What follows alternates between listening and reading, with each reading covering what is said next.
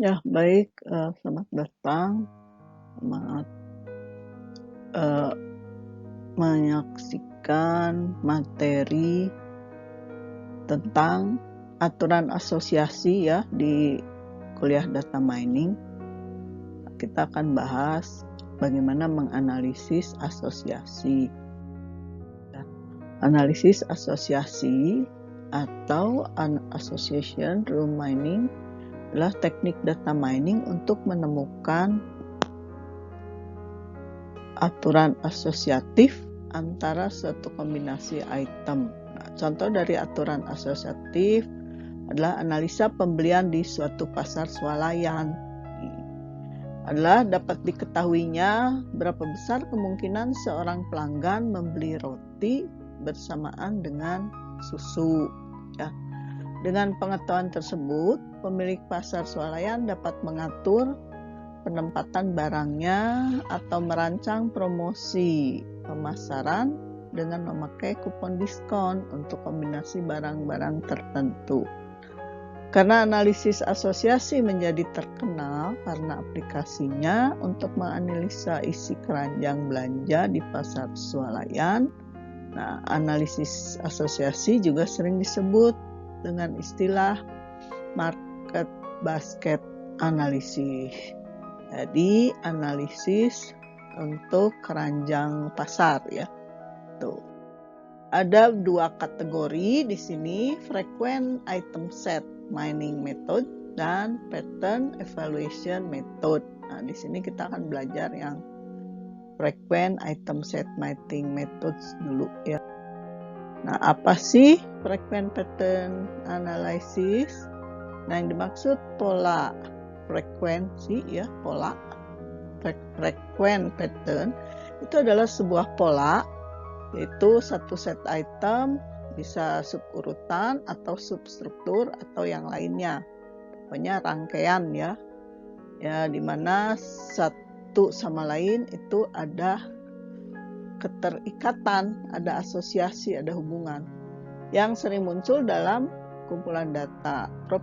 Properti intrinsik yang di dalam pola ini itu yang penting yang berada di dalam kumpulan data tersebut ya. Nah, model ini pertama kali diusulkan oleh Agrawal, Emelinsky dan Swarning tahun 93 ya, dalam konteks frequency item set dan association rule mining. Nah, motivasinya menemukan keteraturan yang melekat dalam data. Contohnya, produk apa sih yang sering dibeli bersama? Ya, kayak misalkan nih mie instan dan saus sambal ya. Jadi kalau orang beli mie instan, ya mungkin juga dia beli saus sambal atau yang lain ya. Nih, kemudian apa aja sih yang pembelian selanjutnya setelah membeli PC? Nah, mungkin ada yang beli printer atau aksesoris lain. Nah, bisakah kami mengklasifikasikan dokumen web secara otomatis? Nah, ini juga kalau ada datanya kita bisa lakukan analisis asosiasi. Nah, untuk aplikasinya, jadi tools metodenya adalah basket analysis ya, analisis data keranjang, bisa cross marketing, bisa pakai desain katalog dan tools lain. Frequent pattern dipakai untuk dasar ini dari tugas-tugas data mining yang lain ya, selain asosiasi. Nah, ini data mining yang juga menggunakan kumpulan pola frequent pattern adalah analisis asosiasi, korelasi, dan kausalitas. Pola berurutan, struktural, analisis pola dalam data spasio-temporal, multimedia, deret waktu, dan aliran. Kemudian klasifikasi, ada analisis cluster untuk data warehouse, kompresi data semantik ya, untuk melihat makna dan aplikasi-aplikasi lain. Nah, melakukan menjelaskan konsep dasar untuk frequent patterns. Yang namanya item set adalah sebuah himpunan yang terdiri dari sejumlah item. Nah, ini ada K item set dari X, berarti itemnya X1 sampai X ke K. Kemudian istilah absolute support atau jumlah dukungan X, yaitu frekuensi atau kemunculan item set di X ya. Kalau relative support S adalah bagian dari transaksi yang mengandung X, yaitu probabilitas suatu transaksi yang mengandung X. Nah, item set X sering terjadi jika dukungan X atau support X-nya tidak kurang dari ambang batas minimum, jadi minimum support ya. Nah, ini gambaran dari misalkan ada kumpulan data ini. Nah, maka ada pelanggan yang hanya membeli mie instan saja, ada pelanggan yang membeli saus sambal saja, ada yang membeli keduanya ya dari ini. Nah, nanti dari sini kita buat sebuah aturan asosiasi yang menggunakan metode mining ini, association rule, yaitu analisis tadi ya, keranjang pasar atau analisis data keranjang. Nah, konsep untuk ini aturan asosiasinya, temukan semua aturan jika X maka Y dengan support dan confidence yang minimum. Support S itu kan probabilitas bahwa suatu transaksi mengandung X gabung Y ya. Nah, kalau confidence, probabilitas bersyarat bahwa suatu transaksi yang memiliki X juga mengandung Y. Misalkan minimumnya 50%, supportnya, confidence-nya 50%. Untuk contoh ini ya, ini kan mie instannya 3, 1, 2, 3 nih, dari 5 pelanggan. Kecapnya 3, 1, 2, 3 dari 5 pelanggan juga. Saus sambal 1, 2, 3, 4 dari 5 pelanggan. X 1, 2, 3. Kalau mie instan dan sambal, ini kalau dia beli mie instan, beli sambal 1, 2, 3 ya. Nah, maka aturan asosiasinya itu jika dia beli mie instan maka beli saus sambal. Supportnya adalah 60% dari 3 dibagi 5 data. Confidence-nya 3 ya. 3 itu kalau dia beli mie instan dan saus sambal dibagi dengan munculnya si mie instan. Mie instan kan ada 3, jadi 3/3 yaitu 100 ya. Untuk kalau dia beli saus sambal maka beli mie instan. Supportnya ini kan sama ya, yaitu 3, totalnya 5, jadi 60%. Nah, sedangkan confidence-nya sambal dengan mie instan ya. Confidence-nya adalah bukan 3/3 tapi 3/4 karena saus sambal itu jumlahnya ada 4 ya, sedangkan mie instan ada 3. Jadi tingkat kepercayaannya atau keyakinannya 75% gitu. Tidak seyakin ini ya. Jadi demikian untuk yang penjelasan asosiasinya, aturan asosiasinya. Nah, selanjutnya istilah-istilah lain. Ada data historis, sering juga disebut data latihan atau training data atau data pengalaman atau data set. Algoritma asosiasi akan menggunakan data latihan sesuai dengan pengertian data mining untuk menghasilkan pengetahuan.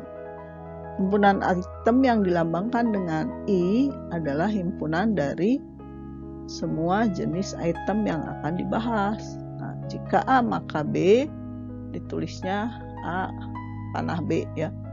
Dalam hal ini si A disebut antecedent atau pendahulu dari implikasi ini jika maka, sedangkan B disebut konsekuen atau pengikut dari implikasi ini.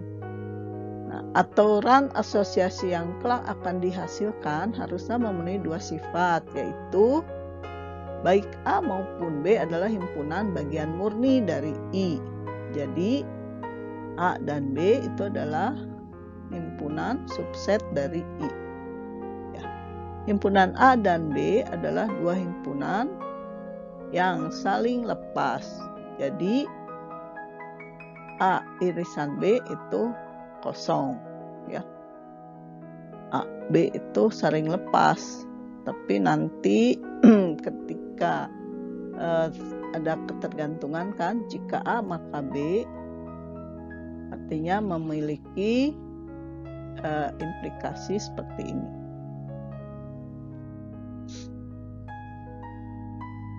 Nah, ukuran yang digunakan ya untuk aturan asosiasi ada tadi sudah disebutkan sih, ada yang namanya support dan confidence. Nah, yang dimaksud dengan support yang lambangnya adalah seperti ini, S. Jika A maka B didefinisikan sebagai peluang atau probabilitas banyaknya irisan A dengan B. Jadi kalau contoh ini tadi jumlah transaksi yang mengandung item A iris B, ya, misalkan tadi dari tabelnya kalau dia beli mie instan maka beli saus itu ada 3, ya, berarti ini yang ini itu 3 dibagi total transaksi, jumlahnya ada 5 data kan ya. Nah, jadi ini 60%. Tuh. Kemudian untuk confidence-nya, jumlah transaksi yang mengandung item pada A dan B adalah 3. Yang 2 tadi di tabel ya. Jumlah transaksi yang mengandung item pada A itu berarti mie instan ya. Kalau jika mie instan maka dia beli saus itu juga 3. Jadi berapa? 100 ya untuk ini. Tapi kalau dibalik, sekarang mau kalau saus sambal dia membeli juga mie instan gitu. Nah, untuk supportnya saus sambal supportnya berarti jumlah kalau dia beli A maka B adalah 3 ya. Yang ini 3. Nah, kemudian total data 5. Jadi tetap ya 60%. 60%. Nah, tapi C-nya confidence-nya adalah jumlah transaksi yang mengandung item A iris B adalah 3 dibagi dengan jumlah transaksi yang mengandung item E pada A. A itu kan 4 ya. Jadi 3/4 itu adalah 75%. Tuh. Gitu. Ya. Selanjutnya suatu item set adalah suatu himpunan yang beranggotakan sebagian atau seluruh item yang menjadi anggota I. Nah, contoh item set adalah kalau ada asparagus, pelanggan cuma beli ini artinya 1 item. Asparagus beans artinya 2 item. Asparagus beans squash artinya 3 item. Kalau tergantung Ini kan untuk satu customer ya. Tuh. Nah, nanti untuk perhitungannya penyusunannya tidak seperti ini, tapi harus dibuat per kolom ya.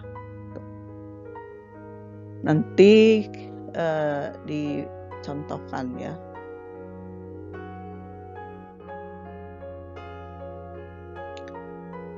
Nah, untuk metode yang digunakan untuk frequency item set mining ada a priori namanya. Ini a candidate generation and test approach. Jadi pendekatannya berdasarkan pengujian. Nah, untuk yang market basket analysis itu kita pakai a priori. Ya. Nah, untuk yang a priori ini lebih efisien ya, meningkatkan efisiensi. Terus ada FP growth juga untuk frequent item set dan eCLED. Nah, materi hari ini kita bahas a priori dulu ya. Algoritma a priori adalah salah satu algoritma pada data mining untuk mencari frequent item atau item set pada transaksional database yang sering muncul ya. Algoritma ini adalah suatu metode untuk mencari pola hubungan antar satu atau lebih item dari suatu dataset. Nah, algoritma a priori banyak digunakan pada data transaksi atau biasa disebut juga market basket ya. Konsepnya menggunakan konsep frequent pattern, kemudian item set adalah sekumpulan item dalam keranjang ya, support. Ke item set adalah item set yang berisi ke item, misalkan ya keranjang belanjaannya ada beras, telur, minyak, tuh ini 3. Frequent support adalah ke item set yang dimiliki oleh support, di mana frequent ke item set yang dimiliki di atas minimum support atau yang memenuhi minimum support. Notasinya FI. Kandidat item set adalah frequent item set yang dikombinasikan dari ke item set sebelumnya. Notasinya adalah CI.